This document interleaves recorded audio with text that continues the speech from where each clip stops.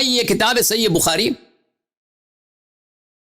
یہاں پر صفحہ نمبر 93 حدیث نمبر 382 عائشہ سے روایت ہے کہ وہ کہتی ہیں کہ کنت انام بین یدی رسول اللہ صلی اللہ علیہ وآلہ ورجلائی فی قبلتہ، توبہ توبہ، میں رسول پاک صلی اللہ علیہ وآلہ وسلم کے سامنے نماز کی حالت میں سوتی تھی اور میرے دونوں پیر، دونوں ٹانگ ان کے قبلے میں ہوا کرتی۔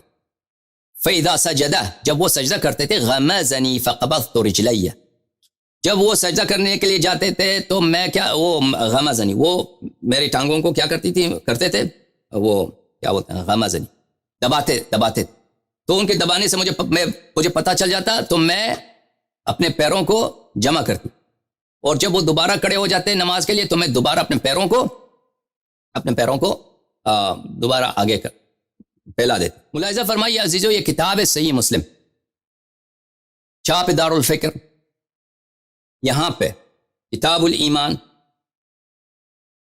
صفحہ نمبر کون سا ہے عزیزو؟ صفحہ نمبر 63، بیان و اطلاق اسم الکفر علی من ترک الصلاۃ، جو شخص نماز کو چھوڑتا ہے اس پہ کافر کا لقب اس پہ لاگو ہوتا ہے۔ یہاں پہ دو احادیث آپ کو سناتے ہیں۔ جابر بن عبداللہ انصاری نے روایت کیا ہے رسول پاک صلی اللہ علیہ وآلہ وسلم سے، ان بین الرجل و بین الشرک والکفر ترک الصلاۃ، انسان کے درمیان اور شرک اور کفر کے درمیان فاصلہ کیا ہے؟ ترک نماز ترک کرو، مشرک بنو، نماز چھوڑ دو، کیا ہے؟ ترک الصلاۃ۔ عمر نے کیا فتویٰ دیا؟ اس کو کہا کہ نماز نہ پڑھو، یا آپ قرآن سے حدیث سے کہیں اس کی تصحیح آپ ہمیں سنائیں کہ اگر پانی نہ ملے تو تیمم نہ کرو، نماز چھوڑ دو، یہ جبکہ قرآن کی آیت صریح ہے، وَإِن كُنتُمْ جُنُبًا فَطَّهِّرُوا، جنوب ہو جاؤ تو طہارت حاصل کرو۔ جابر نے پھر روایت کی ہے کہ رسول پاک صلی اللہ علیہ وآلہ وسلم نے فرمایا بین الرجل و بین الشرک والکفر ترک الصلاۃ، انسان کے درمیان اور شرک و کفر کے درمیان کیا فاصلہ ہے؟ ترک صلاۃ۔ سنن نسائی صفحہ نمبر 121 میں باب الحکم فی تارک الصلاۃ، بریدہ نے اپنے والد سے روایت کی کہ رسول پاک صلی اللہ علیہ وآلہ وسلم نے فرمایا ان العہد الذی بیننا وبینہم الصلاۃ، ہمارے ان کے درمیان جو پیمان ہے، جو عہد پیمان ہے وہ ہے کہ نماز ہے، فمن ترکہا فقد کفر، جس نے نماز کو چھوڑا ہے، نماز کو ترک کیا ہے، جس نے نماز کو ترک کیا ہے وہ کیا ہے؟ وہ کافر ہو گئے۔ تو عزیزو، جب یہ پتہ چلا تو اب دوبارہ دیکھیے مسلم کی جو حدیث ہے 448 حدیث نمبر کون سا؟ حدیث نمبر 820۔ ایک شخص نے عمر کے پاس آیا، عمر کے پاس وہ کہنے لگا مجھے جنابت ہوئی، پانی نہ ملا۔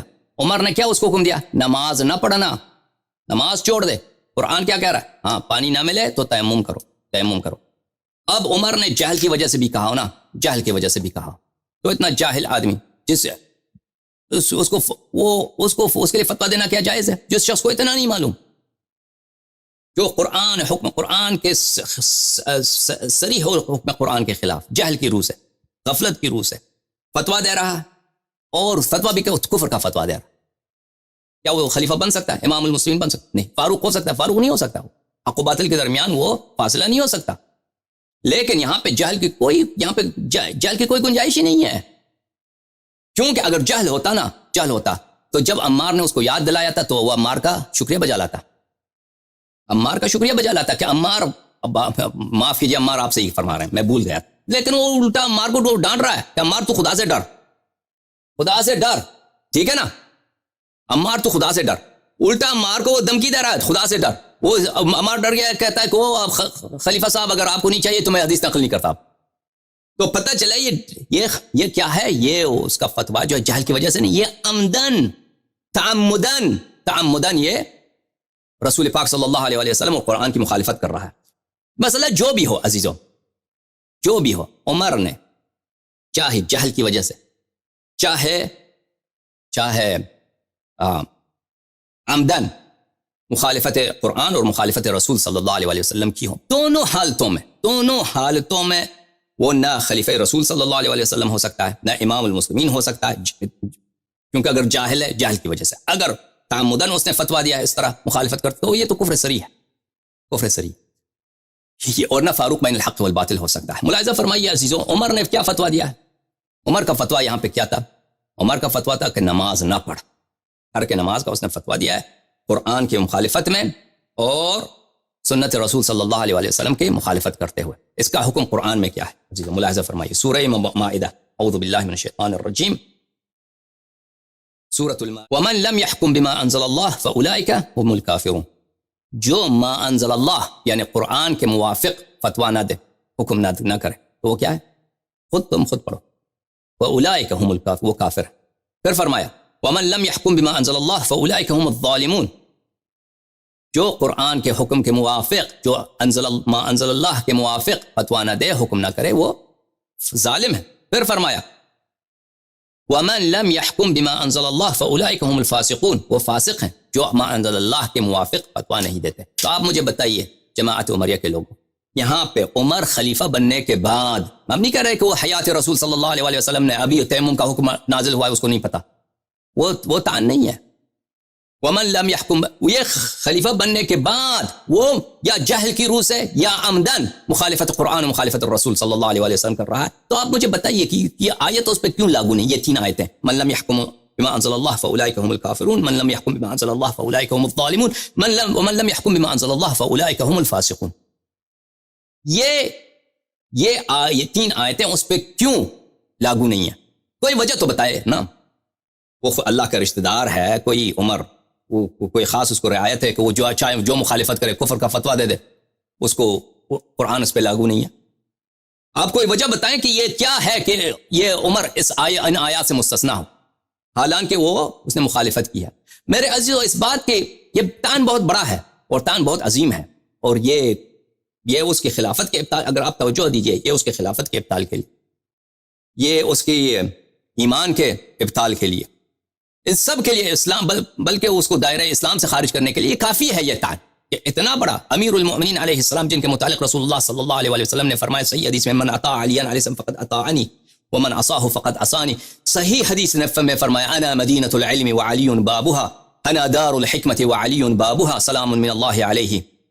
اور فرمایا ہاتھ پکڑ کر امیر المؤمنین علیہ السلام کا فرمایا کہ بلے انی تارک فیکم من تمسکتم بہما لن تذلوا بعدی ابدا، کتاب اللہ و عترتی اہل بیتی۔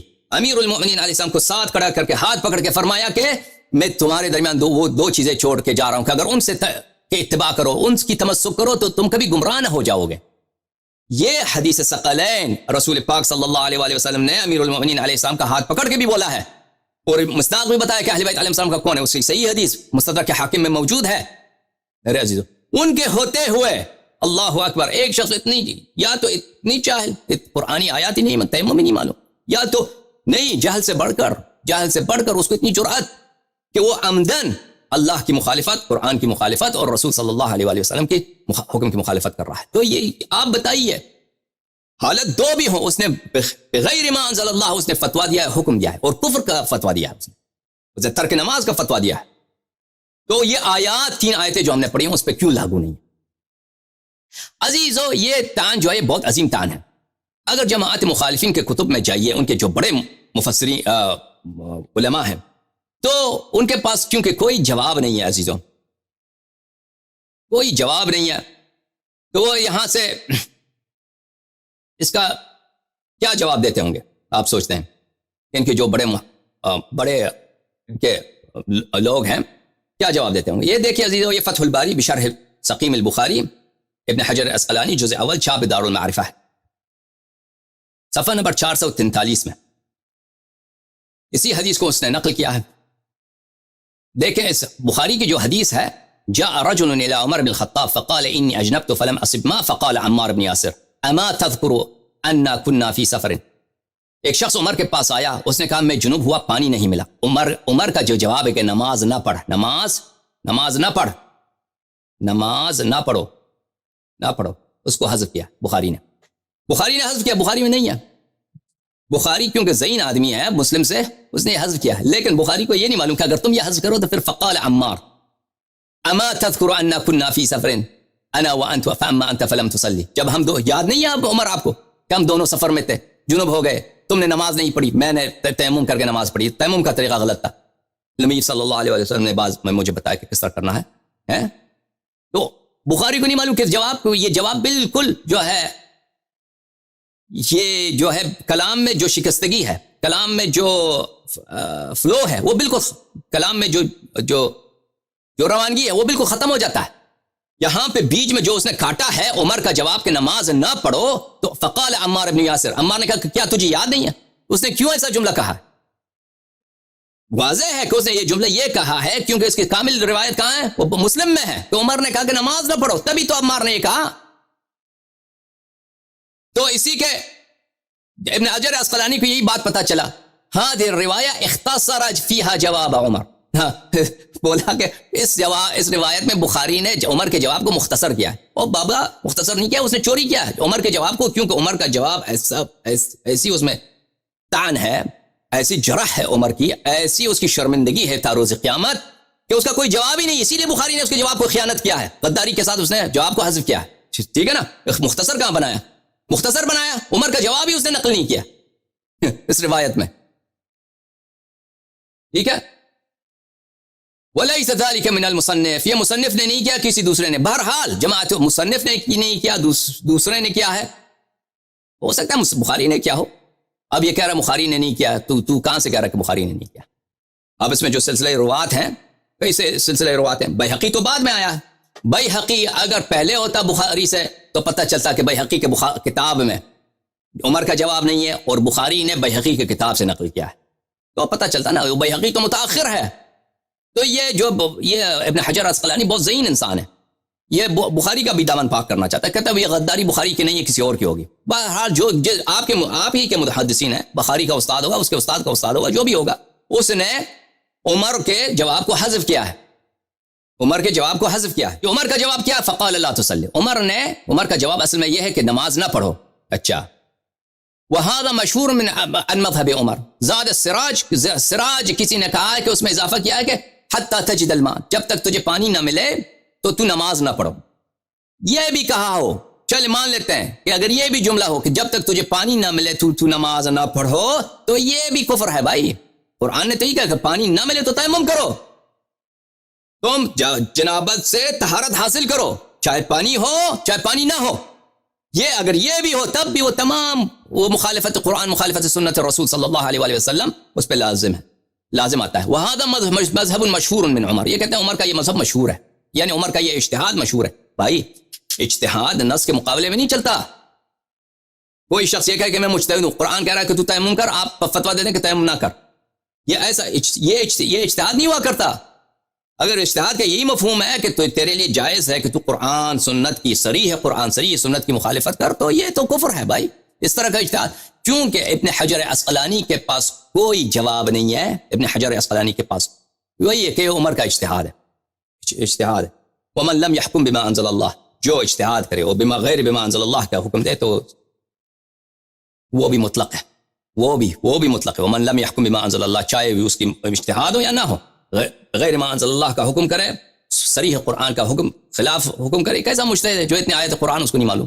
جماعت مخالفین کے پاس کوئی جواب نہیں ہے اس استدلال کا جواب جماعت مخالفین کے پاس کہ عمر نے ایسا کیوں فتویٰ دیا ہے، یہی کہ کہہ دیں بس اس کا اجتہاد ہے، اس کے علاوہ کوئی جواب نہیں۔